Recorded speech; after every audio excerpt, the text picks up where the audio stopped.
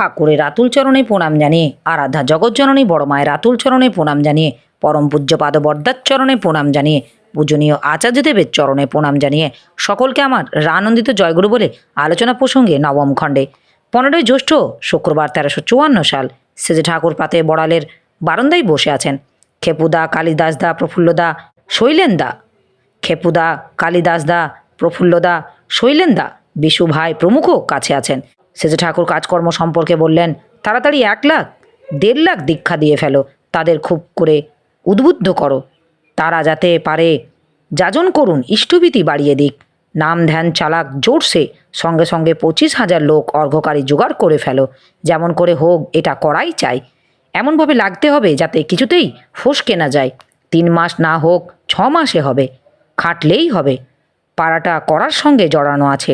সুরেন্দা তার অভিজ্ঞতা সম্বন্ধে বললেন যে চেষ্টার উপর থাকলেই যোগ অর্ঘ্য করতে বাধে না। সেজে ঠাকুর উল্লাস সহকারে বললেন, ওই দেখো গাঁট খুলে যাচ্ছে, দেখবে তোমার আগ্রহ তোমাকে টেনে কত লম্বা করে ফেলবে, মানুষ যে কতখানি পারে তা সে জানে না, ইষ্টনেশায় মাতাল হয়ে উঠলে মানুষ অসম্ভব সম্ভব করে ফেলতে পারে, তোমরা যখনই লাগার মতো করে লাগো তখনই ঠিক পাও, কিন্তু কিন্তু নানার পিছটানে তোমাদের চলার বেগটা স্তিমিত হয়ে পড়ে, টাকার নেশা, বইয়ের নেশা, আরামের নেশা, খাওয়ার নেশা, এরকমই এক এক খাদে পড়ে মানুষ খাবি খায়, নইলে না পারার কোনো কারণ নেই, নিরাশী নির্মম ভূতা যুধস্ব বিগত জড়, একটা বাধা হয় শরীরে, শরীরের দরুন অনেকে পেরে ওঠে না, কিন্তু তাও ঠিক করে নেওয়া যায়।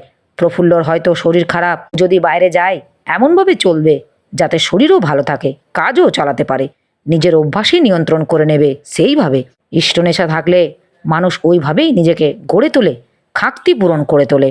যশোহরের একটি দাদা দরুণ দুঃখ, কষ্ট ও হতাশার কথা জানালেন।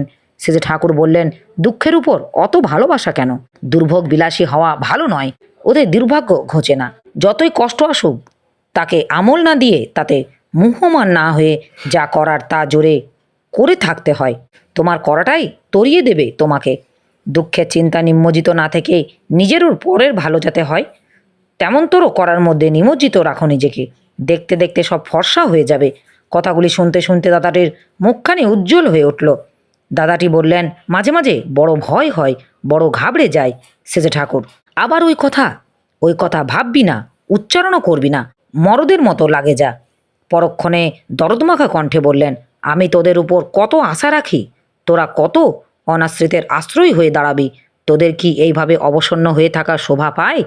দাদাটি দীপ্ত ভঙ্গিতে বললেন, আপনার দয়ায় ঠিক পারবো। সেজে ঠাকুর হাসি মুখে, তাই ঠিক থাকে যেন। আমার এই আলোচনা প্রসঙ্গে কিছু ভুল ত্রুটি হয়ে থাকলে আপনারা আমায় ক্ষমা করবেন। উপস্থিত দাদা, ভাই, বোন, মায়েদের আমার আনন্দিত জয় গুরু।